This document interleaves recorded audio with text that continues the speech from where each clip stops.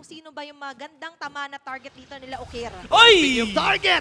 Si Jom ay naging target dito ng Team Falcons. Ngayon, nandito na yung Super Mac, si Macmac. And si Luis ang kanya magiging target. Iniwasan lang yung mga Abyssal Arrows noon. And Super Marco ay Yung may pwede kang mapadiran. Si Okir, pana na ng pana eh. Para magtatransform lang yan para sa reset ng dash. Oy! Andiyan yung implosion. Dalawa na huli. Ngayon, dadalhin dun sa may gilid. And Super Marco nakuha na nagkaroon ng stock ng Sky Piercer. And Andoria ay nakabawi din ng isa. Ngayon, pinagsasbako ng Fist Crack.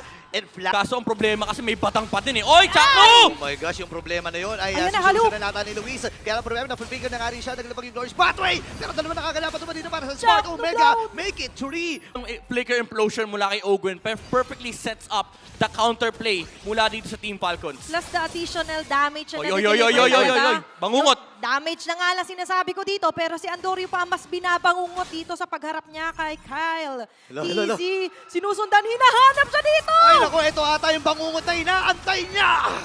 Kyle TZ! At kailangan talagang depensahan ng pilit to. Lahat. Oy! Oy! Oh my gosh! Boy pa rin si Andolo dito. Atras na sila. Open. Winawashing dito. Nailabag yung Glorious Pathway para lang mapigilan yung pagsugod. And yung implosion sa dalawa. Pwede Joyce na naman mula kay Pew. Tinamahan siya ng partner pero Super Mario na ako ng kill. Killing spree na si Pew. Ngayon naman hindi diretso rin ang Smart Omega para tumipensa. Kaya lang hindi nila kakayanin ang paglipad ng Team Falcons.